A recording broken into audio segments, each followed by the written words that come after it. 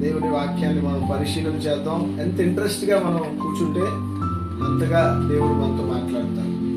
మనం నెగ్లెక్ట్ చేసుకొని కూర్చుంటే కనుక మరి దేవుడు మనతో మాట్లాడు. కాబట్టి ఈ విషయాన్ని మనం గమనించి గుర్తించి ప్రభు సన్నిధిలో చాలా క్రమంగా మనం కూర్చున్నాం. ఓకే, దేవుడు అటు సహాయాన్ని మనకి దయచేయునుగాక. ఆమేన్. రైట్, దేవుని వాక్యాన్ని మనం పరిశీలన చేద్దాం. 18 నుండి చదువుదాం. ఓడలో నుండి వచ్చిన నోవాహు కుమారులు షేము, హాము, యాపెతును వారు. హాము కనానుకు తండ్రి. ఈ ముగ్గురు నోవాహు కుమారులు. వీరి సంతానం భూమి అంతటా వ్యాపించను. నోవాహు వ్యవసాయం చేయని ఆరంభించి ద్రాక్ష తోట వేసెను. పిమ్మట ద్రాక్షారసము త్రాగి మత్తుడై తన గుడారములో వస్త్రహీనుడిగా నుండెను. అప్పుడు కనానుకు తండ్రి అయిన హాము తన తండ్రి వస్త్రహీనుడై ఉండుట చూసి బయటనున్న తన ఇద్దరు సహోదరులకు ఆ సంగతి తెలిపాను. అప్పుడు షేము, యాపెతును వస్త్రం ఒకటి తీసుకుని తమ ఇద్దరి భుజముల మీద వేసుకుని వెనుకకు నడిచి వెళ్ళి తమ తండ్రి దిశమలను కప్పిరి. వారి ముఖములు వెనక తట్టు ఉండుట వలన తమ తండ్రి దిశమలను చూడలేదు. అప్పుడు నోవాహు మత్తు నుండి మేలుకుని తన చిన్న కుమారుడు చేసిన దానిని తెలుసుకుని కనాను శపింపబడిన వాడై తన సహోదరులకు దాసుడగును అనెను. మరియు అతడు షేము దేవుడైన యెహోవా స్తుతింపబడునుగాక, కనాను అతనికి దాసుడగును. దేవుడు యాకోతును విశాలపరచును, అతడు షేము గుడారములో నివసించును, అతనికి కనాను దాసుడగును అనెను. ఆ జలప్రవాహం గతించిన తరువాత నోవాహు 350 ఏళ్ళు బ్రతికెను. నోవాహు బ్రతికిన దినములన్నీ 950 ఏళ్ళు. అప్పుడు అతడు మృతి నొందెను. దేవుడు మహాకృపలో దేవుడు మనల్ని క్రమంగా దేవుని వాక్యం ధ్యానించేటట్టుగా చేస్తున్నారు. పరలోకమందున్న మన తండ్రి యొక్క కృప చక్కగా కూడా మనం దేవుని వాక్యాన్ని మొదటి నుంచి అభ్యసిస్తూ వచ్చాం. చక్కగా ఈ కూలంకుషంగా మనం దేవుని వాక్యాన్ని ధ్యానించడం ద్వారా ఎన్నో లోతైన విషయాలు మనకి అర్థమవుతున్నాయి. ఇక్కడ కనుక మనం గమనించినట్లయితే నోవాహు జీవితంలో ఏం జరిగిందో, నోవాహు ద్వారా దేవుడు ఎలాంటి వాగ్దానాల్ని మనకి ఇచ్చారో మనం నిన్నటి దినాన్ని మనం చక్కగా ధ్యానించాం. ఈరోజు నోవాహు కుటుంబములో జరిగిన ఒక విషయాన్ని మనం ధ్యానించబోతూ ఉన్నాం. ఏంటి ఆ విషయము అని కనుక మనం చూడగలిగితే, ఓడలో నుండి వచ్చిన నోవాహు కుమారులు హాము, షేము, యాపెతు అనేవారు. హాము కానానుకు తండ్రి. స్పెసిఫిక్ గా ఇక్కడ మనం చూడగలిగితే యాపెతు, షేము, హాము ఈ ముగ్గురు కొడుకులు నోవాహుకున్నారు. ఇది మనకి తెలుసు. కానీ ఇక్కడ ఒక పేరు రాయబడి ఉంది. ఆ పేరు ఏంటనంటే కానాను. కానానుకు తండ్రి అంట హాము. హాముకి 4 కొడుకులు, 4వ కొడుకే ఈ కానాను. ఓకే, ఎందుకు ఈ మాట నేను హైలైట్ చేస్తున్నానంటే ప్రసంగానికి ముందు ఈరోజు మనం ఈ కానాను గురించి కొన్ని విషయాలు మనం నేర్చుకోబోతున్నాం. కాబట్టి మనము ఈ విషయాన్ని ఈరోజు మనం హైలైట్ చేయబోతున్నాం కనుక గుర్తుంచుకోండి. హాము కొడుకు అయిన కానాను, హాము కొడుకు, 4వ కొడుకు, హాముకు పుట్టిన 4వ కుమారుడు కానాను. ఓకే, కాబట్టి ఈ ముగ్గురు నోవాహు కుమారులు, వీరి సంతానం భూమి అంతటా వ్యాపించెను. భూమి అంతటా ఈ యొక్క వంశావళి వ్యాపించడం జరిగింది. జాగ్రత్తగా ఇక్కడ మనం కనుక గమనిస్తే ఇన్ని రంగులు, ఇన్ని జాతులు, ఇన్ని పొడుగువారు, ఇన్ని పొట్టువారు, అలాగే మనం గమనిస్తే ఇన్ని రంగులు ఈ భూమి మీద. తన కెమెరా కరెక్ట్ పెట్టిన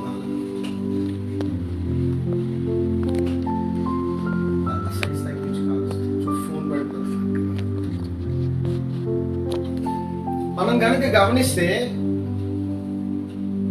ఈ భూమి అంతటా ఎన్ని రంగులు ఉన్నాయో, ఎన్ని జాతులు ఉన్నాయో. కొందరు చూస్తే ముఖం అంతా కలిసిపోయినట్టు ఉంటది. చైనా, జపాన్ వాళ్ళని చూసినప్పుడు కొందరు ముఖాలు చూస్తే ఎర్రగా ఉంటారు, కొందరు ముఖాలు చూసినప్పుడు నల్లగా ఉంటారు. ఇలాంటి పరిస్థితులు అన్నమాట. కాబట్టి ఇలాంటి పరిస్థితుల మధ్య ఎందుకు ఇన్ని జాతులు, ఇన్ని రకాలైన మనుషులు, ఇన్ని రకాలైన పరిస్థితులు ఉన్నాయి? ఈ విషయాన్ని మనం జాగ్రత్తగా గమనిస్తే ఈరోజు నేను ఒక అద్భుతమైన విషయాన్ని కనుక్కున్నాను. జాగ్రత్తగా వినండి, అది నేను మీకు ఎక్స్ప్లెయిన్ చేస్తాను. ప్రతి ఇద్దరిని భూమి మీద మీరు ఎవరైనా ఇద్దరిని మీరు తీసుకోండి, భూమి మీద ఎవరినైనా మీ ఇష్టం ఒక ఇద్దరిని తీసుకొని జెనెటికల్ గా కనుక వారిని మీరు టెస్ట్ చేస్తే, వీళ్ళ యొక్క జీన్స్ వీళ్ళ యొక్క జీన్స్ డిఎన్ఏలు కనుక తీసుకొని మీరు ఒకటి పక్కన ఒకటి పెట్టి కనుక డిఎన్ఏ టెస్టులు చేస్తే ఇద్దరి యొక్క పోలిక 0.02% చిన్న తేడాతో ఒకేలా ఉంటాయంట. ఈ భూమి మీద నైజీరియన్ తీసుకోండి, నీగ్రోన్ తీసుకోండి, అమెరికన్ తీసుకోండి, అలాగే యూకే లో ఉన్న జనాభాను తీసుకోండి, ఎవరినైనా మీకు నచ్చిన చోట ఒక ఇద్దరిని ఎంచుకోండి. ఇండియాలో ఒకరిని, అమెరికాలో ఒకరిని ఎంచుకోండి. వీళ్ళిద్దరి కణాలను, ఆ డిఎన్ఏని కనుక తీసి మనం జెనెటికల్ గా వాటిని పరీక్షిస్తే 0.02 తేడాతో ఆ డిఎన్ఏలు రెండు ఒకలాగే ఉంటాయంట. దేవునికి స్తోత్రం కలుగును గాక. మన రంగులు మారచ్చు, తినే తిండి బట్టి, ఉండే ప్రదేశం బట్టి, వేడిని బట్టి, చలిని బట్టి, తాగే నీళ్లను బట్టి, ఈ యొక్క పదార్థాలను బట్టి, ఈ సృష్టిలో ఉన్న పదార్థాలను బట్టి, మనము తినే పరిస్థితులను బట్టి మనము భిన్నంగా ఉండొచ్చు. కానీ జాగ్రత్తగా మనం గమనిస్తే ప్రతి ఇద్దరు కూడా, మీరు శ్రీలంకని తీసుకోండి, పాకిస్తాన్ అని తీసుకోండి, ఇరాన్ లో ఒకరిని తీసుకోండి, ఇజ్రాయెల్ లో ఒకరిని తీసుకోండి, ఇద్దరు డిఎన్ఏలు టెస్ట్ చేసినప్పుడు చాలా సూక్ష్మమైన తేడాతో ఇద్దరు డిఎన్ఏలు ఒకలాగే ఉంటాయంట. దేవునికి స్తోత్రం కలుగును గాక. అంటే అర్థం ఏంటి అంటే మనందరము నోవాహు నుండి వచ్చిన వారము. దేవునికి స్తోత్రం చెప్పండి. మనందరము నోవాహు నుంచే వచ్చాం. మనమేం వేరే దీని పదార్థాల నుండి ఏం మనం రాలేదు. మనందరం కూడా నోవాహు నుండి వచ్చామండి. ఇది ఒక గొప్ప న్యూస్, ఇది ఒక గొప్ప వార్త. ఇది మనం తెలుసుకోవాలి. ఇది మనం తెలుసుకొని మనం చాలా బలపడాలి. అందుకే దేవుని బిడ్డలుగా మనకి ఇప్పుడు ఈ సత్యం మనకి తెలియజేయబడుతూ ఉంది కనుక, మనం దేవుని బిడ్డలము కనుక, దేవుని రక్తంలో కడగబడిన మనకి కులం అనేది ఉండకూడదు, ప్రాంతీయ భేదం అనేది ఉండకూడదు. మనం భారతదేశంలో ఉన్నాం కాబట్టి, మనందరం భారతీయులం కాబట్టి మనం ఏమంటామనంటే మనకి భారతీయ ఇదనేది ఉండాలి అని అనుకుంటాం. కానీ వాక్యానుసారంగా చూస్తే నోవాహు మన తాత. మనము అయితే షేము, హాము, యాపెతు ఈ ముగ్గురులో నుండి వచ్చి ఉండాలి. ఇప్పుడు మనం మంగోలియా జాతికి లేదా ఇండో యూరోప్ లేదా మిడిల్ ఈస్ట్ జాతికి సంబంధించిన ఏదో ఒక కోణంలో నుండి వచ్చిన జనాంగం మన జనాంగం కనుక మనం చరిత్రలో అలాగే మన భారతీయులు కనుక మనం వెనక్కి తవ్వుకొని చూస్తే మనం ఈ ముగ్గురులో ఏదో ఒక మనిషిలో నుండి వచ్చిన వాళ్ళము. దేవునికి మహిమ కలుగును గాక. మీ తాత ఎవరండి అంటే పలానా తాత అండి, మా తాత చాలా గొప్పవాడండి అని మనం చెప్పుకుంటాం. కానీ వాస్తవానికి మనం గమనిస్తే మన తాత నోవాహు, మన తాత ఆదాము. ఇది మనం గుర్తు చేసుకోవాల్సింది. ఇన్ని బ్లడ్ గ్రూపులు ఉన్నాయి మనలో, మన రక్త కణాల్లో ఇన్ని తేడాలు ఉన్నాయి. అయినా మనం గమనించాల్సింది ఏంటంటే మనందరము ఒక్కటే. ఇన్ని రంగులు, ఇన్ని జాతులు, ఇన్ని పరిస్థితులు ఇన్ని వస్తున్నప్పటికీ కూడా మనం తెలుసుకోవాల్సింది ఏంటి అని అంటే మనమందరము ఒక్కటే. మనం వేరే కాదు, మనం వేరే జాతులు కావు, మనం వేరే కులాలు కావు, మనం వేరే పరిస్థితులు కాదు. మనుషులు ఈ లోకంలో ఇవన్నీ సృష్టించారు తప్ప మరి మనమైతే మాత్రం ఇలాంటి పరిస్థితుల్లో మనము లేము అనే పరిస్థితిని మీకు తెలియజేస్తున్నాను వాక్య ఆధారంతో. కాబట్టి ఇక్కడ మనం గమనిస్తే ఈ ముగ్గురు నోవాహు కుమారులు, వీరి సంతానము భూమి అంతటా వ్యాపించెను. భూమి అంతటా వ్యాపించి ఉన్న ఈ యొక్క మానవాళి మొత్తము ఇదిగో నోవాహు ముగ్గురు కుమారుల ద్వారా వ్యాపించింది. దేవునికి మహిమ కలుగును గాక. నోవాహు ద్వారా వ్యాపించాము. కాబట్టి అందుకే మనకి కలర్, క్రీడ్ ఉండకూడదు, రంగు, కులము అనేది ఉండకూడదు. మనం పలానా జాతి అని మనం చెప్పుకోవడానికి ఏం లేదు. కారణము మనందరము కూడా ఒకే ఒక మానవుని ద్వారా తీయబడ్డాము. ఇటువంటి ఆదర్శంతో మనం ముందుకు వెళ్ళాలి. మన ప్రభు మనకి నేర్పిస్తున్నది మనందరం కూడా యేసు రక్తములో కడగబడ్డాము. మనందరము ఒక్కటే. మనకి వేరే వేరే కులాలు లేవు, మనకి వేరే వేరే జాతులు లేవు. మనందరం కూడా ఒకే రక్తమైన నోవాహులో నుండి, ఆదాములో నుండి తీయబడ్డాము. వీళ్ళు మన పితరులు, వీరిని బట్టి మనం గర్వించాలి. దేవునికి స్తోత్రం కలుగును గాక. ఎందుకు ఈరోజు ఇన్ని విభజనలు వచ్చాయి అని మనం గమనిస్తే, ఈ యొక్క ప్రపంచ ధర్మం మనల్ని విభజించింది. ఈ యొక్క లోకంలో ఉన్న పద్ధతులు మనల్ని విభజించాయి. కానీ వాస్తవానికి మనందరము ఇదిగో నోవాహు వారి 3 కుమారుల ద్వారా వ్యాపించాము. దేవునికి మహిమ కలుగును గాక. మనం ఇంకా ముందుకు వెళ్దాం. దేవుని వాక్యాన్ని ఇంకా మనం ముందుకు ధ్యానిద్దాము. 20వ వచనాన్ని కనుక మనం గమనిస్తే, నోవాహు వ్యవసాయము చేయనారంభించి ద్రాక్ష తోట వేసెను. జాగ్రత్తగా గమనిస్తే వ్యవసాయం అనేది ఆ రోజుల్లో సాగు చేయాలి, పంట పండించాలి, అవి మనం తినాలి. ఆ రోజు వాళ్ళు తినాలి, ఈ రోజు వ్యవసాయం ద్వారా మనం కూడా బ్రతుకుతూ ఉన్నాం. అయితే నోవాహు ఒక ద్రాక్ష తోటను నాటాడు. ఏంటి ద్రాక్ష తోట నాటినందుకు విత్తనాలు ఎక్కడివి, ద్రాక్ష పళ్ళు ఎక్కడివి? పడవలోకి ఎక్కక ముందే దేవుడు ఇవన్నీ కూడా నోవాహుకి సిద్ధపరిచి ఉంచాడు. దేవునికి స్తోత్రం కలుగును గాక. అంతేకాదు, జలప్రలయంలో సంవత్సరం మునిగిపోయిన ద్రాక్ష తోటలు ఉంటాయి, సంవత్సరం జలప్రలయంలో మునిగిపోయిన చెట్లు ఉంటాయి. అవి భూమిలో పూరుకుపోయి ఉండుంటాయి. వాటిని ఎండకు వచ్చిన తర్వాత అవి కొన్ని బయటకు కూడా వచ్చి ఉండొచ్చు. డిఫరెంట్ రీజన్స్ ఉన్నాయి. కాబట్టి నోవాహు వ్యవసాయం చేస్తున్నాడు, కష్టపడేవాడు. నోవాహు కష్టపడేవాడు. ఒక ద్రాక్ష తోటను నాటాడు. చక్కగా ద్రాక్ష తోటను నాటి దానిని చక్కగా ఫలబద్ధీకరణగా ఆ తోటని పెంచాడు నోవాహు. 21ని చూద్దాం. పిమ్మట ద్రాక్షరసము త్రాగి మత్తుడై తన గుడారములో వస్త్రహీనుడుగా నుండెను. చూసారా, ఇక్కడ మనం గమనిస్తే వ్యవసాయం చేశాడు, కష్టపడ్డాడు, ద్రాక్ష పళ్ళు, మంచి తోట వచ్చింది. చాలా ఇంపార్టెంట్ అయిన విషయం నేను ఈరోజు మీకు తెలియజేయబోతున్నాను. జాగ్రత్తగా వాక్యాన్ని వినండి. చాలా ఇంపార్టెంట్, చాలా చాలా చాలా ఇంపార్టెంట్. ద్రాక్ష తోట నాటాడు నోవాహు. ద్రాక్ష పళ్ళన్నీ వచ్చాయి. ఈ ద్రాక్ష పళ్ళని వాళ్ళు ఆ రోజుల్లో ఏం చేశారు అంటే, ఇంకా అప్పటికి ఎక్కువ మంది విస్తరించారో లేదో మనకి తెలియదు. మొత్తానికి ఇవి కొన్ని అమ్మాలి లేదా బదులిచ్చుకోవాలి. ఆ రోజుల్లో అమ్ముకునే పరిస్థితి ఉందో లేదా బదులిచ్చుకునే పరిస్థితి ఉందో నాకు తెలియదు. ఇదిగోమ్మా నేను బొట్టడు ద్రాక్ష పళ్ళు ఇస్తున్నాను, నాకు ఒక బొట్టడు బార్లీ ఇవ్వు అని బదులిచ్చుకునేవారేమో ఆ రోజుల్లో. ఎందుకంటే కరెన్సీ ఇంకా అప్పటికి ఉందో లేదో మనకి సరిగ్గా తెలియదు. ఒకవేళ బదులిచ్చుకొని వాళ్ళు ఆ వస్తువులను ఎక్స్చేంజ్ చేసుకునేవారో లేకపోతే వారు ఇంకొక రకంగా వారు మార్కెట్ చేసుకునేవారో నాకైతే తెలియదు. కానీ నోవాహు ద్రాక్ష తోటను నాటి ఆ ద్రాక్ష రసమును పుల్లబెట్టి ఫర్మెంటెడ్. జాగ్రత్తగా మనం గమనించాలి. ద్రాక్ష రసాన్ని పుల్లబెట్టినప్పుడు 21 రోజులు దాన్ని ఫర్మెంట్ చేసినప్పుడు అది మత్తునిచ్చే ద్రాక్ష రసంగా తయారవుతుంది. జాగ్రత్తగా వినాలి. అది మత్తునిచ్చే ద్రాక్ష రసంగా తయారవుతుంది. ఇది యూదులు, ఇజ్రాయిలీలు మన ప్రభు కాలంలో కూడా పెళ్లిలో కూడా ఆ ద్రాక్ష రసము ఈ ద్రాక్ష రసమే, ఫర్మెంటెడ్ ద్రాక్ష రసం. దీనిలో కొందరు నీళ్ళు వేసుకొని తాగేవారు, కొందరు దాన్ని అలా పచ్చిదే తాగేవారు అనమాట. అయితే ఇది కొంత శాతము తాగినప్పుడు ఆరోగ్యము, కడుపులో ఉన్న ఆ జబ్బులు అవి కూడా శుభ్రం చేసేవి ఆ రోజుల్లో. కానీ ఈ మోతాదును కనుక ఎక్కువ తీసుకుంటే ఇది మత్తెక్కించే ఒక ద్రవ పదార్థంగా, ఒక మందు. ఈరోజు లిక్కర్ ఎలా పనిచేస్తుందో అలాగే ఇది కూడా ఒక మనిషిని మత్తెక్కించగలిగే పరిస్థితి ఉండేది. అయితే ఇక్కడ నేను చెప్తాను, ద్రాక్ష రసము నోవాహు తాగడం అలవాటా, నోవాహు తాగుబోతా, లేకపోతే నోవాహు ఎందుకు తాగాడనే ప్రశ్నలు చాలా ఉంటాయి.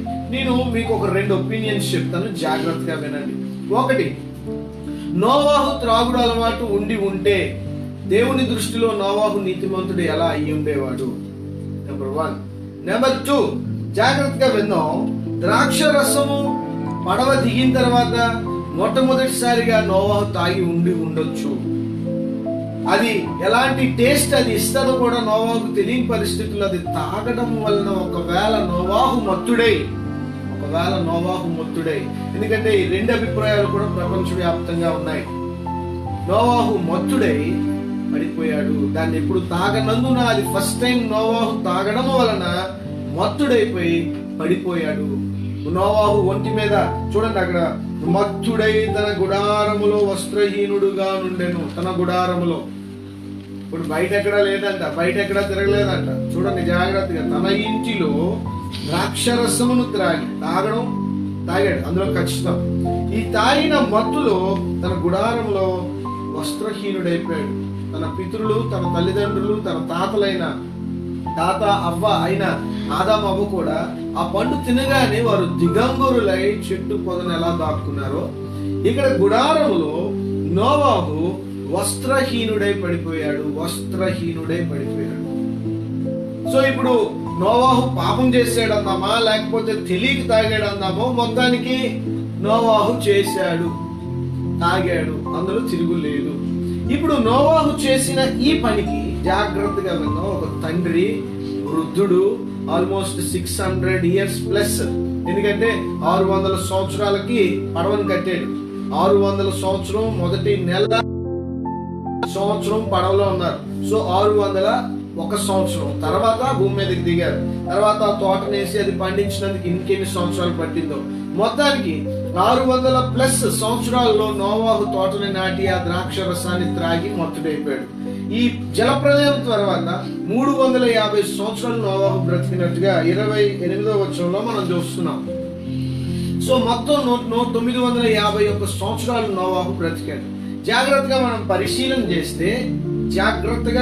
పరిశీలన చేస్తే నోవాహు వృద్ధకాలంలో తన ద్రాక్ష తోటలో కొంత ద్రాక్షరసాన్ని తాగి తెలుసో తెలియకో మత్తుడైపోయి తన ఇంటిలో బట్టలు లేకుండా పడిపోయాడు. జాగ్రత్తగా వినండి, ఎక్కువ ద్రాక్షరసం త్రాగినప్పుడు ఒళ్ళు వేడెక్కిపోద్ది, ఒంట్లో వేడెక్కిపోద్ది, చాలా వేడెక్కిపోద్ది.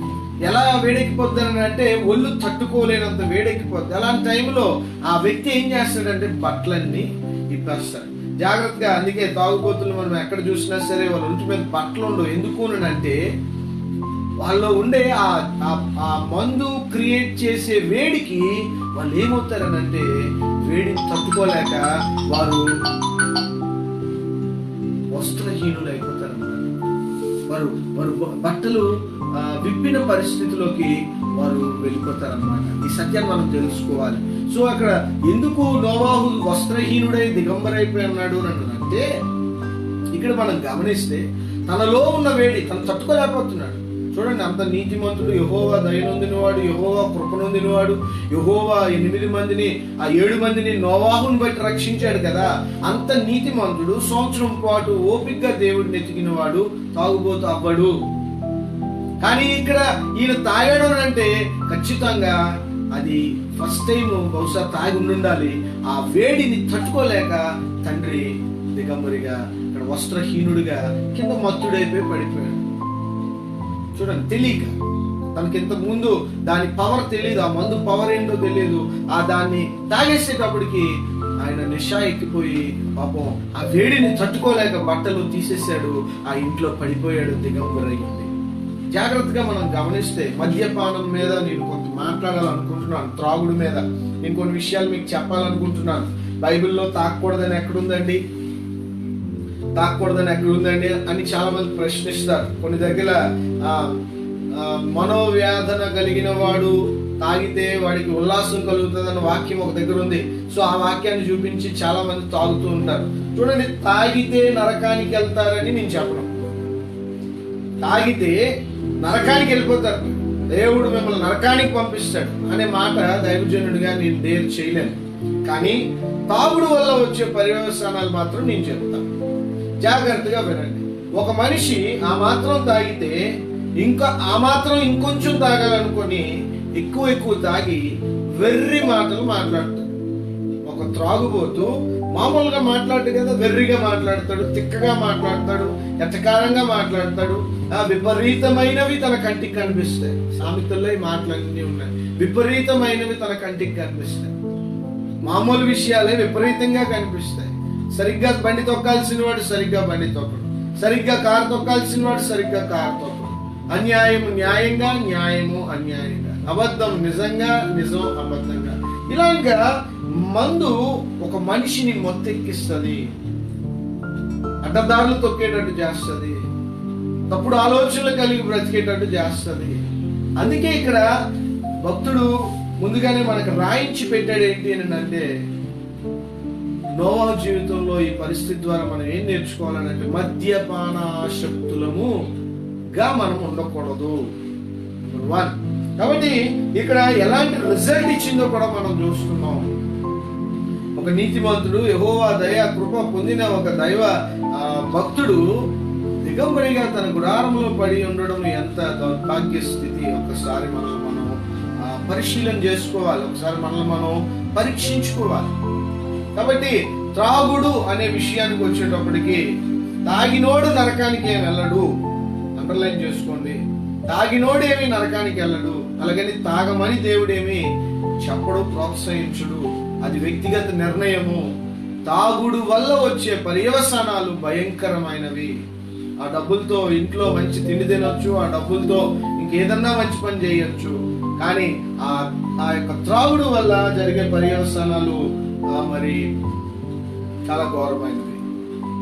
కాబట్టి ఈ సత్యాన్ని మనం గమనించాలి. ఇంకా ముందుకెళ్దాం. 22వ వచనం. అప్పుడు కనానుకు తండ్రి అయిన హాము తన తండ్రి వస్తుహీనుడై ఉండుట చూచి బయటనున్న తన ఇద్దరు సహోదరులకు ఆ సంగతి తెలిపాను. ఇక్కడ తండ్రి తెలుసో తెలియని పరిస్థితుల్లో ద్రాక్షరసం త్రాగి నోవాహు మత్తుడై కింద పడిపోయి చాలా దయనీయమైన పరిస్థితుల్లో తండ్రి ఉంటే, జాగ్రత్తగా వినండి, తండ్రి దయనీయమైన పరిస్థితుల్లో తండ్రి ఉంటే 3వ కొడుకు అయిన హాము ఈ సన్నివేశాన్ని చూశాడు. చిన్నవాడు హాము చిన్నవాడు, ముగ్గురులో చిన్నవాడు. చూశాడు తండ్రిని. ఎందుకు వెళ్ళాడో తండ్రి గుడారంలోకి, ఏ పని మీద వెళ్ళాడో, తండ్రిని ఏం సంబోధిద్దామని వెళ్ళాడో, ఏ పని మీద వెళ్ళాడో, ఏం చెప్దామని వెళ్ళాడో, ఏం అడుగుదామని వెళ్ళాడో, మొత్తానికి వెళ్ళాడు. వెళ్ళిన తర్వాత చూడలేని ఒక దృశ్యాన్ని చూశాడు. అదేంటి అంటే తండ్రి దిగంబరత్వము. పాపములలో ఒక పాపం ఏంటి అంటే దిగంబరత్వాన్ని చూడడము. జాగ్రత్తగా వినండి, చాలా ఇంపార్టెంట్ విషయాలు నేను చెప్తాను. నేను నేర్చుకున్నవి, నేను పొందుకున్నవి నేను చెప్తున్నాను, జాగ్రత్తగా వినండి. దిగంబరత్వాన్ని చూడకూడదు. దిగంబరత్వాన్ని చూడకూడదు. ఎదుట వ్యక్తి యొక్క దిగంబరత్వాన్ని ఇంకొక వ్యక్తి చూడకూడదు. జాగ్రత్తగా ఎదుట వ్యక్తి యొక్క దిగంబరత్వాన్ని ఇంకొక వ్యక్తి చూసినప్పుడు అది పాపము. మానవుడు దేవుని స్వరూపములో చేయబడ్డాడు. అయితే తోటి మానవుని యొక్క దిగంబరత్వాన్ని చూడనందుకు చాలా ప్రయాసపడుతూ ఉంటాడు. జాగ్రత్తగా వినండి. పడిపోయిన ఈ మానవాళి, పడిపోయిన స్థితిలో బ్రతుకుతున్న ఈ మానవాళి యావత్తు కూడా ఈ యొక్క బలహీనతలోనే కొట్టుమిట్టాడుతూ ఉన్నారు. ఈ బలహీనతలోనే చాలా మంది కొట్టుమిట్టాడుతూ ఉన్నారు. ఇక్కడ దిగంబరులైన ఆదాము అవ్వ చెట్టు పొదలో దాక్కున్నారు. అంటే ఆ దిగంబరత్వం ఎంత అసహ్యమైనది, వారి భర్తలకు కూడా అది ఎంత అసహ్యంగా ఉందో మనకు ఏదైనా వనంలో అర్థమవుతుంది. ఆ తర్వాత ఇక్కడికి వచ్చేటప్పటికి నోవాహు దిగంబరత్వాన్ని హాము చూశాడు. చూడటమే పాపము. చూడకుండా ఉండొచ్చు. వెళ్ళాడు ఇంట్లోకి, ఫస్ట్ సైట్ పడ్డాది, తెలిసింది, వెంటనే కళ్ళు మూసుకొని ఆ తండ్రి మీద ఏం చేయాలి? వస్త్రం కప్పాలి. లేదు పోనీ ఆ యొక్క మందు తీవ్రత మీద ఒళ్ళు వేడిగా ఉంటే తలుపేసేసి కాముగా బయటకు వచ్చేయాలి. వచ్చి తన పని తాను చేసుకొని వెళ్ళిపోవాలి. కానీ ఇక్కడ ఈ చిన్న కొడుకైన హాము, ఈయన నీతిమంతుడే.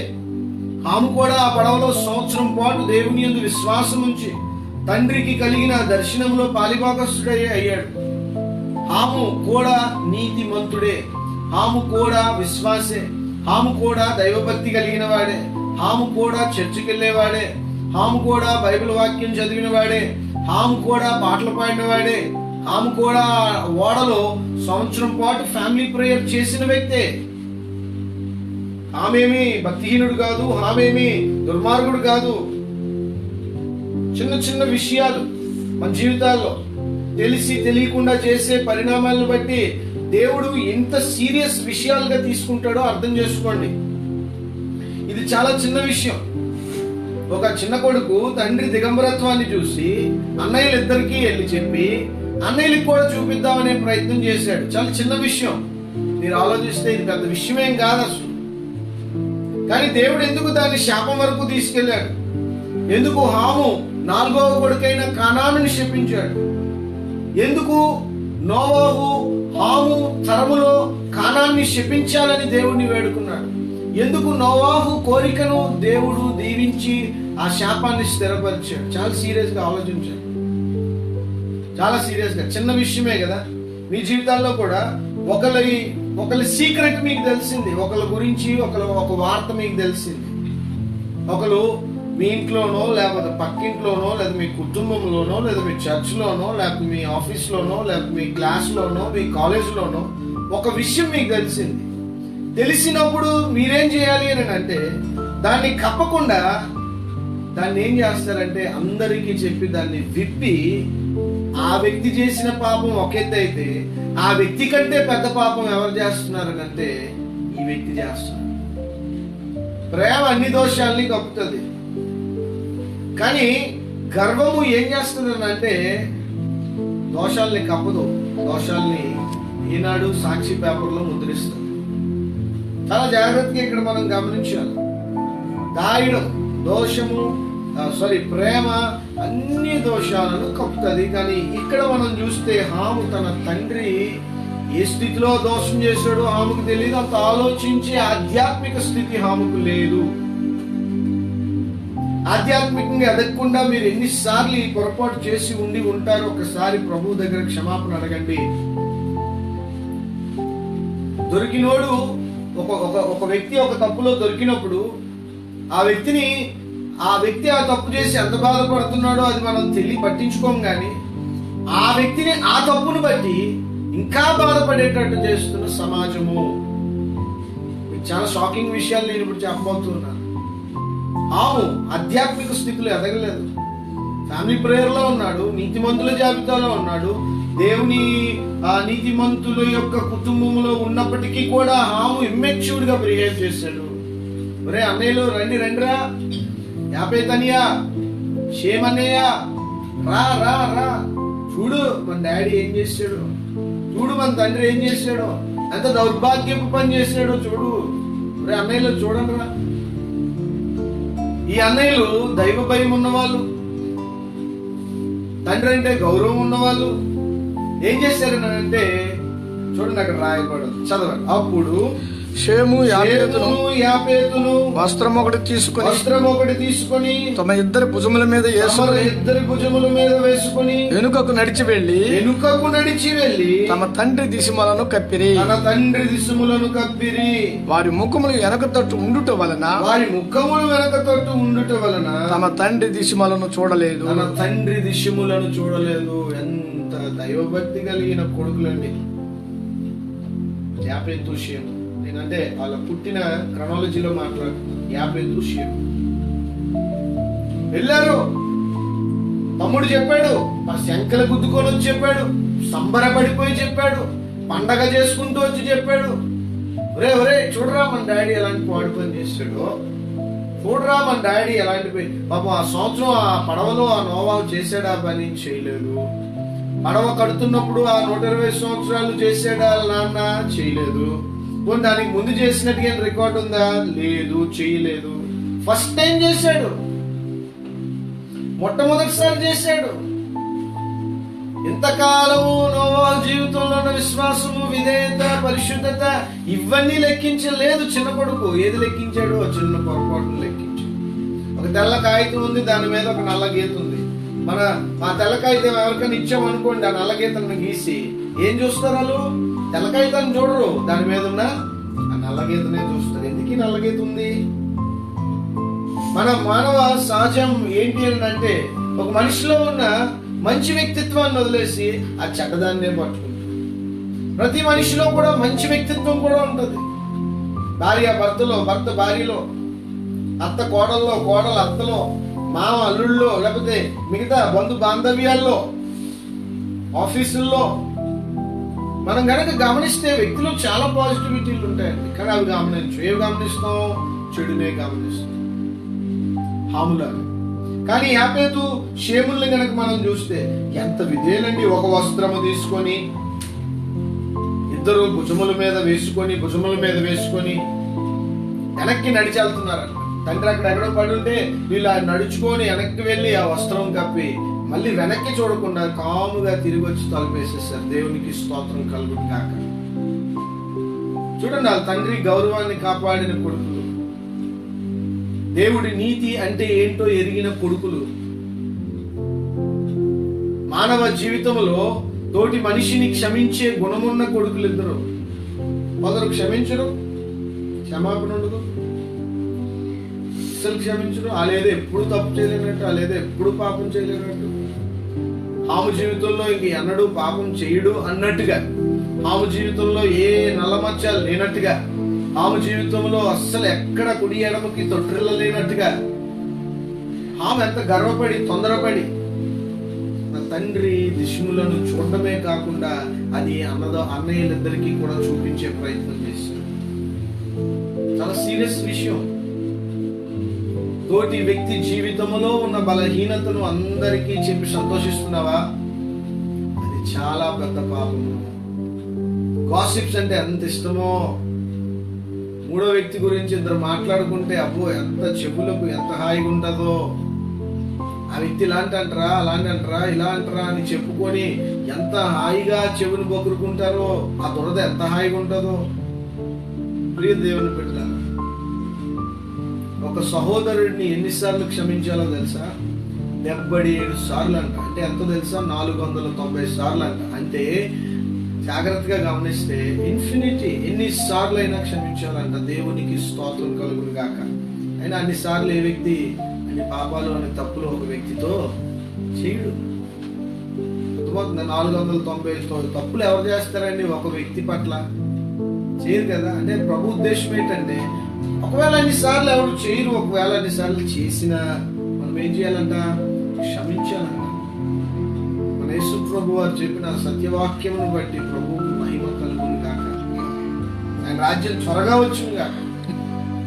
దేవునికి మహిమ కలుగు. రైట్. అప్పుడు నోవాహు మత్తు నుండి మేలుకొని తన చిన్న కుమారుడు చేసిన దాన్ని తెలుసుకుని, కనాను శపింపబడిన వాడై తన సహోదరులకు దాసుడగును అనెను. మరియు అతడు షేము దేవుడైన యెహోవా స్తుతింపబడును గాక. కనాను అతనికి దాసుడగును. దేవుడు యాపోతుని విశాలపరచును, అతడు షేము గుడారంలో నివసించును, అతనికి కనాను దాసుడగును అనెను.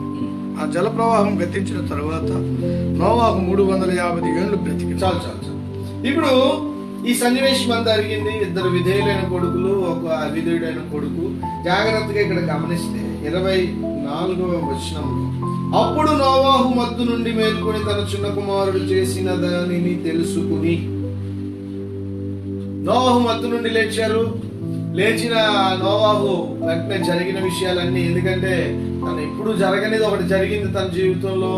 ఇప్పుడు అన్ని లేచి నాకు ఏమైందని అన్ని అడిగినప్పుడు మరి చుట్టుపక్కల ఉన్న వాళ్ళు అన్ని చెప్తారు కదా, కొడుకులు, కోడళ్ళు, పనులు. ఒకవేళ ఈ ముగ్గురికి పిల్లలు పుట్టారేమో, అప్పటికి ఆ పిల్లలు కూడా ఉంటారు కదా వాళ్ళ పిల్లలు పుడితే. ఎందుకంటే ఇక్కడ కానాను అని నోవాహు శపించాడంటే బహుశా అప్పటికే పిల్లలు పుట్టేశారేమో. ఆ పిల్లల్ని చూస్తున్నాడేమో ఇక్కడ ఎవరు? నోవాహు కళ్ళ ముందు ఆ కానాను కనిపిస్తున్నాడేమో. అప్పుడు ఆ కానాను వయసు ఎంతో నాకు తెలియదు. కానీ ఇక్కడ కానాను శపింపబడెను వాడై తన సహోదరులకు దాసుడగును. చాలా జాగ్రత్తగానండి. తప్పు చేసిందేమో హాము, కానీ నోవాహు ఎవరిని శపిస్తున్నాడు? హాము 4వ కొడుకైన కానాను. ఏంటంటారు? తప్పు చేసిందేమో హాము, కానీ హాముని ఏమీ అనలేదు నోవాహు. చాలా జాగ్రత్త వినాలి. ఏంటి హాముకి కానానికి ఉన్న కనెక్షన్ ఏంటి?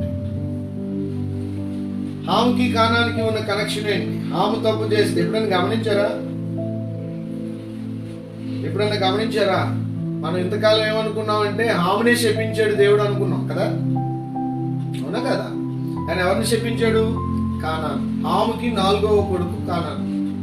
కానాన్ని శపించడం ఏంటి? అసలు కానానికి హాము చేసిన తప్పుకి ఏమైనా లింక్ ఉందా? జాగ్రత్తగా వినాలి. ఇక్కడ హాముకి కానానికి, అంటే హాము చిన్న కొడుకైన కానానికి ఏదో లింక్ ఉంది మొత్తానికి. ఇక్కడ నోవాహు మత్తు నుండి లెగ్గానే సంగతి అంతా తెలుసుకున్నాడంట. ఒకవేళ హాము చూడక ముందే కానాను వచ్చి చూశాడా, లేదా హాము చూసిన తర్వాత కానాను ఈ విషయాన్ని ఇంకెంతమంది కన్నా వెళ్ళి చెప్పాడా, నాకు తెలియదు. కానీ మొత్తానికి నోవాహు కానానుని శపిస్తూ ఉన్నాడు. ఏమనంటే, కానాను, నువ్వు నీ సహోదరులకు దాసుడు అవుతావు. అర్థమవుతుందా మీకు?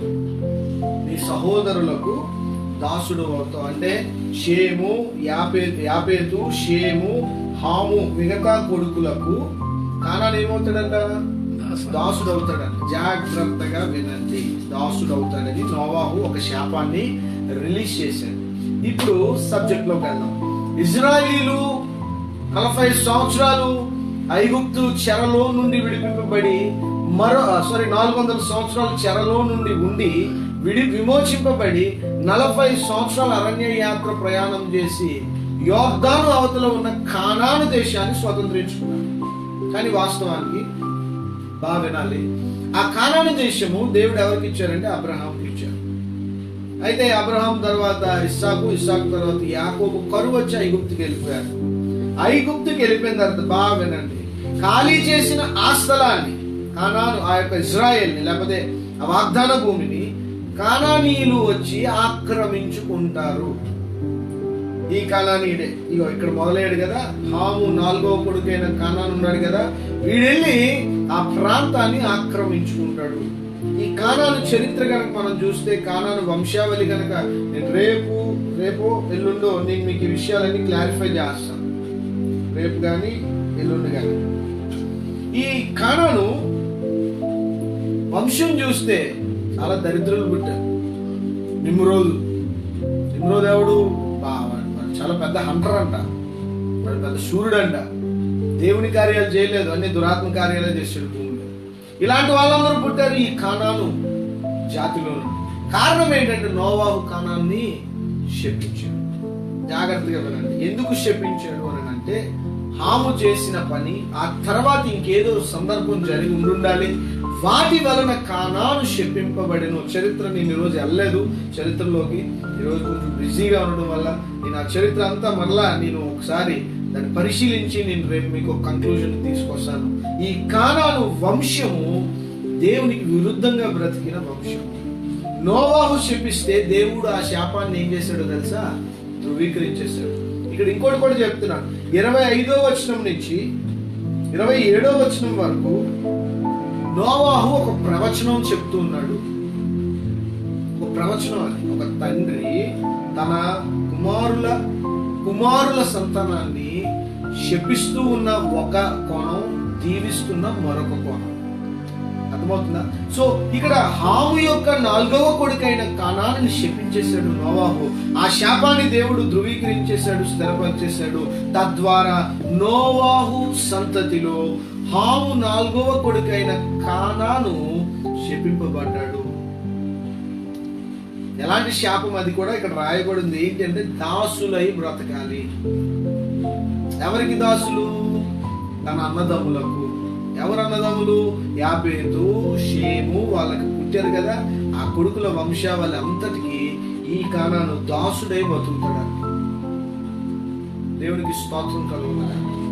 రేపు మళ్ళీ మీకు క్లారిటీ ఇస్తానని చెప్పాను. ఓకే, ఇప్పటికి నేను దాటి వెళ్తూ ఉన్నాను. మరియు అతడు షేము దేవుడైన యెహోవా స్తుతింపబడును గాక, కానాను అతనికి దాసుడగును. దేవుడు యాపేతును విశాలపరుచును, అతడు షేము గుడారముల్లో నివాసించును, అతనికి కానాను దాసుడగును. చాలా జాగ్రత్తగా షేముని స్పెసిఫిక్ గా ఇక్కడ ఏమని దీవిస్తున్నాడంటే, దేవుడైన యెహోవా స్తుతింపబడును గాక. షేముని దేవుడైన యెహోవాని లింక్ చేస్తున్నాడు నోవాహు, బాగా గమనించాడు. కానీ యాపేతుకు లింక్ చేశాడమ్మా? దేవుడు యాపేతును విశాలపరచడాన్ని వదిలేశాడు. మీరు అనుకోవచ్చు, ఇదేంటండి చిన్న వర్డ్ లేదని మీరు అంతా ఏంటి ఎక్స్ప్లెనేషన్ మార్చేస్తున్నారు అనుకోవద్దు. చాలా అర్థం ఉంది, చెప్తాను మీకు. షేము దేవుడైన యెహోవా దేవుడు యాబేతుని విషయాలు పరచును గాక. చాలా సింపుల్, నార్మల్ బ్లెస్సింగ్. భూమి మీద విషయాలు పంచుకుంటాడు, మంచి పిల్లలు కంటాడు, పెద్ద ఫ్యామిలీ అవుద్ది, భూమి మీద ఆస్తులు, గొర్రెలు, గొడ్లు అన్నీ ఉంటాయి యాబేతుని. కానీ షేము కలగ కాదు, జాగ్రత్తగా వినాలి. అందుకే వాగ్దానంలో ఉండాలి మనం. వాగ్దానం చాలా పవర్ఫుల్. క్రిస్టియన్స్ అందరిలో కూడా ఇలాంటి తేడాలే ఉంటాయి. కొన్ని దైవజనులకి కానీ, లేకపోతే సంఘంలో వాడబడుతున్న వారికి, దేవుడు తలాంతులు ఇచ్చిన వారికి, సత్య ప్రత్యక్షతలు ఇచ్చిన వారికి ఇగో షేము లాంటి దీవెన, అది దేవునికి స్తోత్రం కలుగును గాక. యాబేతు లాంటి వారు ఉంటారు, కొంత హాము లాంటి వాళ్ళు కూడా ఉంటారు సంఘంలో. ముగ్గురు దీవింపబడిన వాళ్ళే. ఎవరు కూడా క్రిస్టియన్ కానోళ్ళు కాదు, ముగ్గురు క్రిస్టియన్సే, ముగ్గురు చర్చికి వెళ్తున్న వాళ్ళే. కానీ వాళ్ళ స్పిరిచువల్ స్టాండర్డ్స్ కి వెళ్ళేటప్పటికి మాత్రం they are not the same, they are very different. వాళ్ళ స్థాయిలు చాలా ఉన్నతంగా ఉన్నాయి. షేము ఉన్నతంగా ఉన్నాడు, యాబేతు కొంచెం డౌన్ లో ఉన్నాడు, హాము ఇంకా డౌన్ లో ఉన్నాడు. జాగ్రత్త, మీకు అర్థమవుతుంది కదా. హాముని శపించలేదు నోవాహు. హాము ముగ్గురు కొడుకుల్ని శపించలేదు నోవాహు. హాము 4వ కొడుకుని శపించాడు. గూగుల్కి వెళ్ళి అడగండి, హాము వంశావళి, మీకు మ్యాప్ వచ్చేస్తుంది, ఇమేజెస్ లో కొడితే మొత్తం వచ్చేస్తుంది, మీకు చాలా క్లారిటీగా ఉంటుంది. ఓన్లీ నోవా కర్స్డ్ కేనాన్, కానానుని మాత్రమే శపించాడు నోవాహు. అందుకే కానానీయులను అడ్డంగా నరికారు ఇశ్రాయేలీయులు. మీకు అర్థమవుతుందా? యోర్దానుకు వెళ్ళినప్పుడు, యోర్దాను అద్దరిన ఉండి మోషే చనిపోయిన తర్వాత, ప్రభువులో నిద్రించిన తర్వాత, వీళ్ళందరూ యెహోషువ నాయకత్వంలో యోర్దాను దాటి వెళ్ళినప్పుడు అక్కడ కనానీయులు ఉన్నారు, సూరులు ఉన్నారు, వీరులు ఉన్నారు, పొడుగ్గా ఉన్నారు. వాళ్ళని గెలవలేమని 10 మంది ఆ యొక్క వేగులు వారు చెప్పారు. కానీ ఇద్దరు కాలేవు. వాళ్ళు ఏం చెప్పారంటే, లేదు మనం ఈ పని చేయగలుగుతామని చెప్పారు. దేవునికి స్తోత్రం కలుగుతున్నారు. వెళ్ళారు, దేవుడు చెప్పినట్లు వాళ్ళందరినీ అడ్డంగా, ఎందుకంటే వాళ్ళ క్రియలు యెహోవా దృష్టికి హేయముగా అనిపించాయి. వాళ్ళు అస్సలు మంచి పనులు కాదు. మనం అక్కడ స్టడీకి వెళ్ళినప్పుడు యెహోషువ గ్రంథాన్ని నేను చెప్తాను, వాటన్నిటి గురించి నేను చెప్తాను. ప్రస్తుతానికి ఇక్కడ వాక్యాన్ని మనం నేర్చుకున్నట్లయితే, ఈ షేము దేవుడైన యెహోవా, షేము దేవుడైన యెహోవా, లార్డ్ గాడ్. చాలా జాగ్రత్తగా వినాలి. మీకు 1వ అధ్యాయం 2వ అధ్యాయం చెప్పినప్పుడు ఈ లార్డ్ గాడ్ అనే పదాన్ని నేను మీకు హైలైట్ చేశాను. గాడ్ అన్న దగ్గర it's a natural, general, verbal interpretation. కానీ లార్డ్ గాడ్ అనేటప్పటికి అది కవర్నెంట్ గాడ్ నేమ్. అది ఎలోహిం, సృష్టికర్త, అంటే పర్సనల్ రిలేషన్షిప్ ఉంటదంట. షేముకి లార్డ్ గాడ్, దేవుడైన యెహోవాకి పర్సనల్ రిలేషన్షిప్ ఉంటది. నిబంధన చేయబడిన వంశం ఇది. ఇంకా షేము ఫ్యామిలీలో నుండే అబ్రహాం వచ్చాడు. అందుకే షేము ఫ్యామిలీలోనే ఇస్సాకు వచ్చాడు. అందుకే నోవా అక్కడ బ్లెస్ చేశాడు కదా. ఈ బ్లెస్సింగ్ కి రిజల్టే ఇస్సాకు, యాకోబు, యోదా, దావీదు, ఇంకెవరు? మన రక్షకుడు, మన ప్రభువు, మన యేసు నాథుడు. దేవునికి స్తోత్రం కలుగుతుంది. లింక్ ఎందుకు పెట్టాడు నోవాహు? యాబేతుకి ఎందుకు పెట్టలేదు? హాముకి ఎందుకు పెట్టలేదు? షేములో ఏదో చూశాడు నోవాహు. దేవుని ఆత్మతో నింపబడిన నోవాహు ఒక ప్రొఫెసీ రిలీజ్ చేస్తున్నాడు. నా మధ్య కొడుకైన షేము యెహోవా, దేవుడైన యెహోవాతో నిబంధన చేయబడ్డాడు. షేము, ఐఎమ్ బ్లెస్సింగ్ హిమ్. దేవుడైన యెహోవాతో నిబంధన చేయబడిన షేము వర్ధిల్లును గాక. చూడండి ఎలాంటి బిరుదించేశాడు. అబ్రహాము, ఇస్సాకు, యాకోబుల దేవుడేనే కదా ఎంతకాలం మనం ధ్యానించాం. ఇంకోటి చెప్పగా, షేము దేవుడైన యెహోవా స్తుతింపబడును గాక. ఈరోజు నుంచి అలా కూడా వాడండి ఆ పదం. అర్థమవుతుంది. వాక్యం డీటెయిల్ గా ధ్యానిస్తే ఇవన్నీ మనకు తెలుస్తాయి. కానీ ఈరోజు మనం చాలా బిజీ కదా. ఈరోజు 10,000 మంది ఉపదేశకులు మనకు. అక్కడ రాజమండ్రి ఆయన వింటాం, ఇక్కడ విజయవాడ ఆయన వింటాం, అక్కడ గుంటూరు ఆయన వింటాం. అన్ని వినడం తప్పు కాదు. 10,000 ఉపదేశాలు మీకు ఉండొచ్చు, కానీ తండ్రి ఒకడే, ఆత్మీయ తండ్రి ఒకడే, ఆత్మీయంగా మిమ్మల్ని పెంచి పోషిస్తున్న తండ్రి ఒకడే. కొరింథీ పత్రికలో ఉంటుంది మీకు 10,000 మంది మీకు ఉపదేశకులు ఉన్నను తండ్రి 2-3 ఉండరు, తండ్రి ఒక్కడే. దేవునికి స్తోత్రం కలుగును గాక. వినండి, కానీ మీ థియాలజీ డిస్టర్బ్ అయినన్ని ప్రసంగాలు వినొద్దు. చక్కగా ఆత్మీయులైన వారిని పొందండి, వినండి, తప్పులేదు. నేను మిమ్మల్ని ప్రోత్సహిస్తున్నాను, నేను కూడా వింటాను. కానీ ఏది అర్థం చేసుకోకుండా 10 మందిని విన్నా ప్రయోజనం లేదు. నన్ను అడిగితే చక్కగా ఒక 2, 3, 3 మంచి దైవజనుల ప్రసంగాలు మనం ప్రతిరోజు విన్నప్పుడు, ఒక సిస్టమేటిక్ గా బోధించేవాళ్ళు, ఒక హితబోధ చేసేవాళ్ళు, వారు వాక్యం వింటున్నప్పుడు ఆధ్యాత్మికంగా చూడండి, ఆధ్యాత్మికంగా మన జ్ఞానం పెరుగుతూ ఉందన్నప్పుడు అలాంటి దైవజనుల మాటలు మనం వినాలి, వాక్యాలు వినాలి. డీటెయిల్డ్ గా చదివినప్పుడు ఇవన్నీ మనకు అర్థమవుతాయి. ఇలా బైబిల్ కళ్ళు మూసుకొని ఇలా తెరిచేసి, దేవుడు నాతో, యెహోవా మా ప్రభువా, ఆకాశంలో నీ మహిమను కనపరచువాడా, భూమి అందట నీ నామము ఎంత ప్రభావం గలది, ఇలా కాదు చదవాల్సి. ఒకరోజు ఒక ఆయన ఇలాగే బైబిల్ లాటరీ సిస్టమ్ లోకి ఇలా తీసి చదివాడంట. నువ్వు పోయి ఎందులోనూ దూకని ఉందంట. అవుద్దా పని?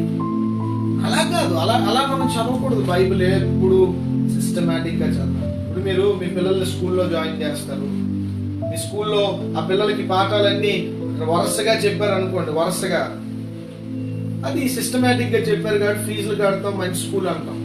అలా కాకుండా వాళ్ళు లాస్ట్ లెసన్ నుంచి స్టార్ట్ చేస్తారు అనుకో, ఏమంటాం? ముందు 10th లెసన్ చెప్తామండి, ఆ తర్వాత లాస్ట్ లో ఫస్ట్ లెసన్ చెప్తామండి అంటే, ఇంకేంట్రా బాబు, ఈ రోజు బోధనలు ఎలా ఉన్నాయంటే ఇక్కడ ఒక వచనం, అక్కడ ఒక వచనం, అక్కడ ఒక వచనం, 3 సందర్భాల్లో రాయించబడిన వచనాలు అవి. 3 సందర్భాల్లో రాయించబడిన వచనంలో నుండి మనం ఏదో మంచి చెప్పాలనే ప్రయత్నంలో చెప్పేస్తున్నారు, కానీ నిజమైన సారము బయటికి ఎలా రాదు. అందుకే నేను చెప్తున్నాను, సందర్భ సహితంగా వాక్యాన్ని మనం నేర్చుకున్నప్పుడు చాలా లోతైన విషయాలు మనకు తెలుస్తాయి. షేము దేవుడైన యెహోవా స్తుతింపబడును గాక. What a beautiful name of God. Abraham దేవా, ఇస్సాకు దేవా, యాకోబు దేవా, షేము దేవా, షేము దేవుడైన యెహోవా. హల్లెలూయా, హల్లెలూయా. మనం కూడా అలా పిలిపించుకుందామా? దేవుడితో నిబంధన చేయగలుగుదామా? దేవుడితో నిబంధన చేయగలి హానోకు దేవునితో నడిచినట్టు నడుద్దామా? షేము దేవునితో నడిచినట్టు నడవగలమా? అబ్రహాము దేవునితో నడిచినట్టు నడవగలమా? నోవాహు దేవునితో నడిచినట్టు నడవగలమా? ఇస్సాకు దేవునితో నడిచినట్టు నడవగలమా?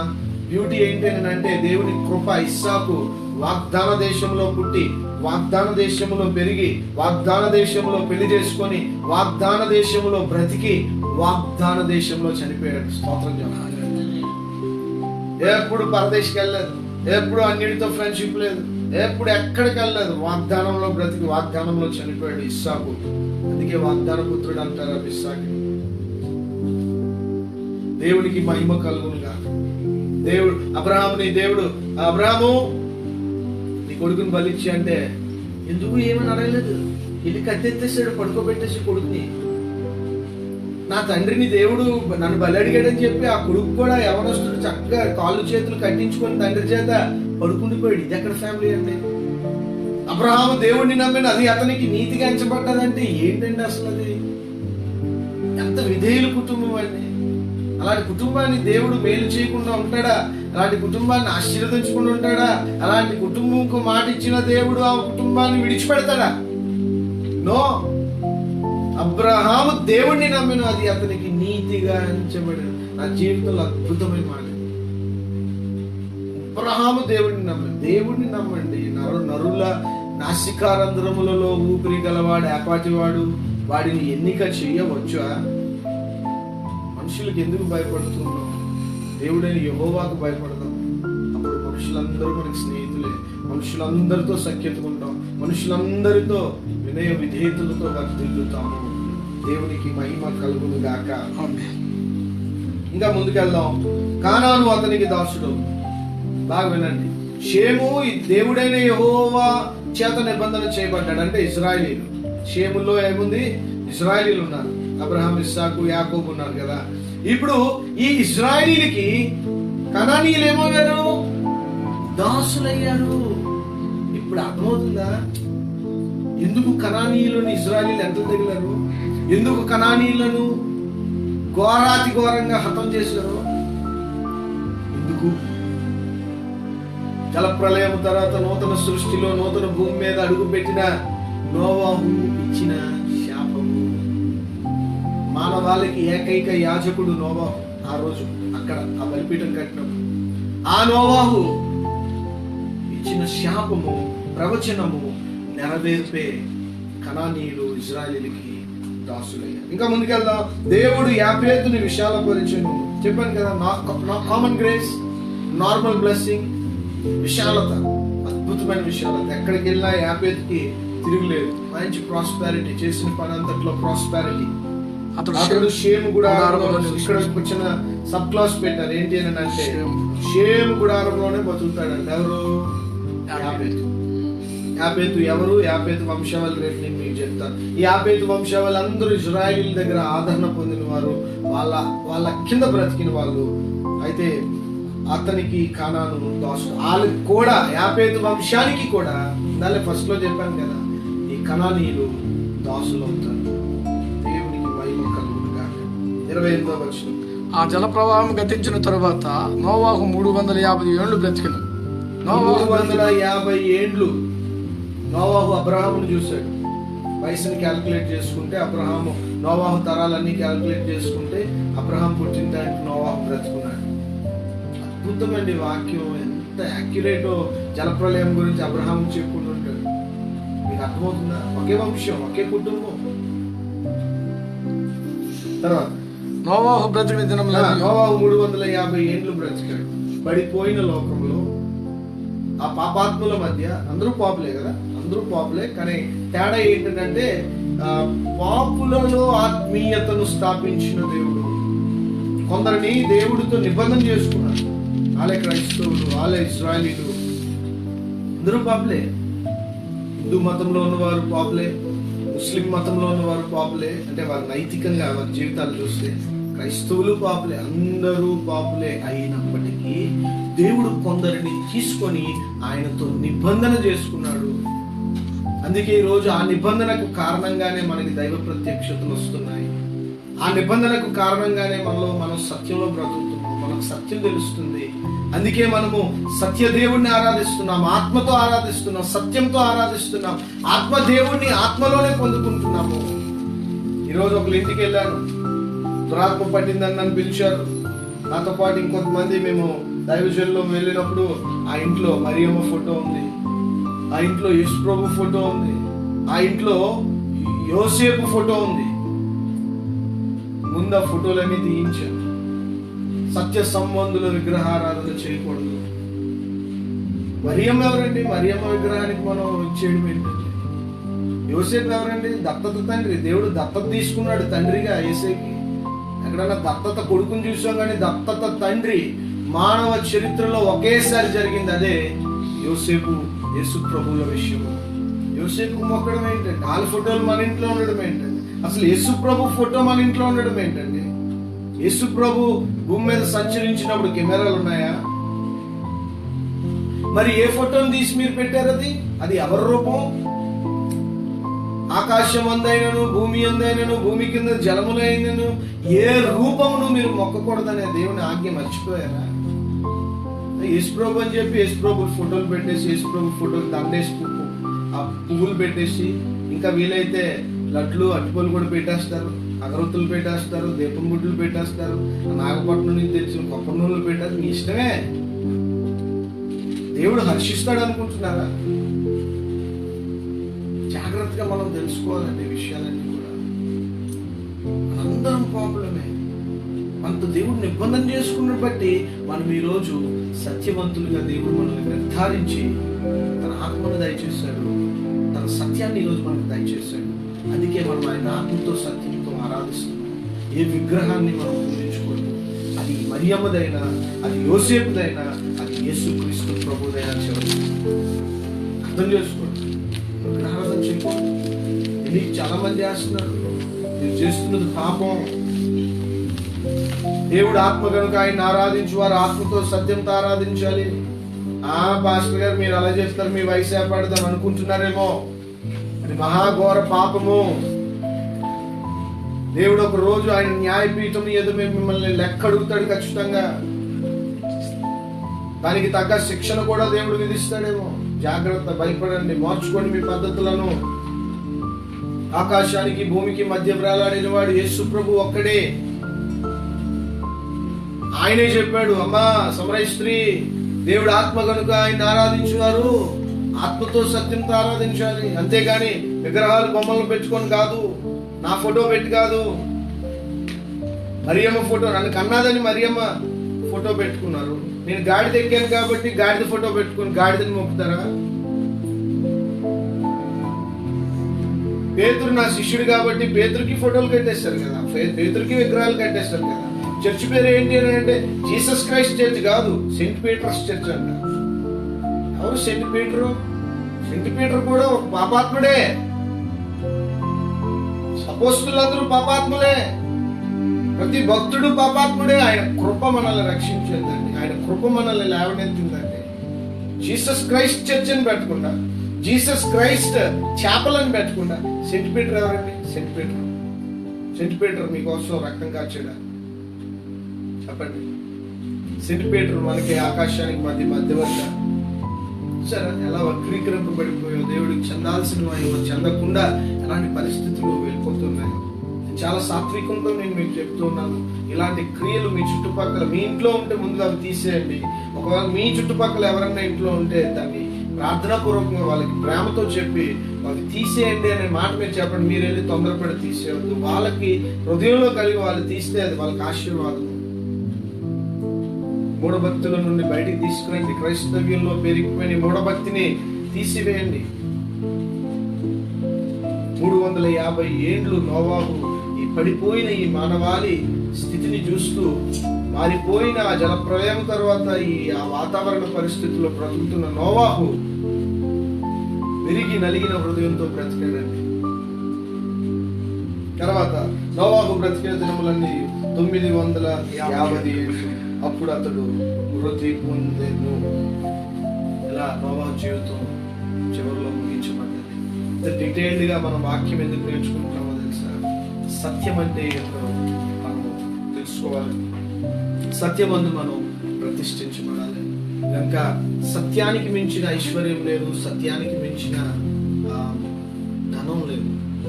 అందుకే ప్రభు అంటున్నాడు, మీరు నా దగ్గరకు వచ్చి కాటుకను కొనుక్కోండి అంటున్నాడు. కాటికను ఏం చేయాలంటే కొనుక్కోవాలంట. కాటికంటే దేవుడి వాక్యం. కాటిక కంటికి తేటనిస్తుంది. అలాగా మన మన మన కంటికి, ఆత్మీయ నేత్రాలకు తేటనిచ్చేది దేవుడి వాక్యం. ఈ వాక్యాన్ని అంటారు కొనుక్కోవాలంట. దేవునికి స్తోత్రం కలుగుగాక.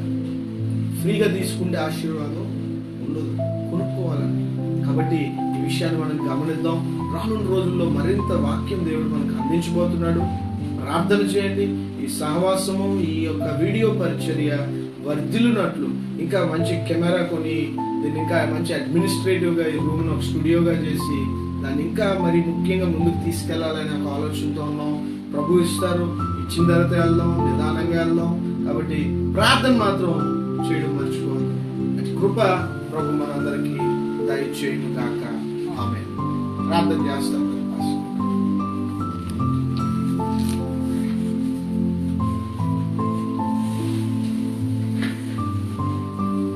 పరిశుద్ధమైన మా దేవ, మా తండ్రి, మీకు వందనాలు.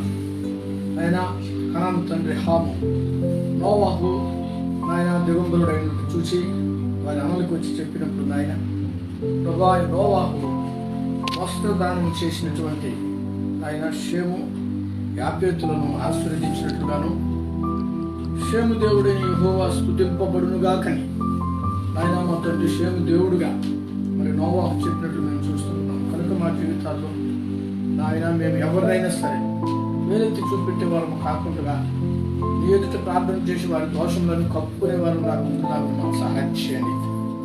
వీలైతే వస్త్రదానం కూడా చేయడానికి సహాయం చేయండి. నాయన స్తోత్రాలు చెల్లిస్తున్నాం.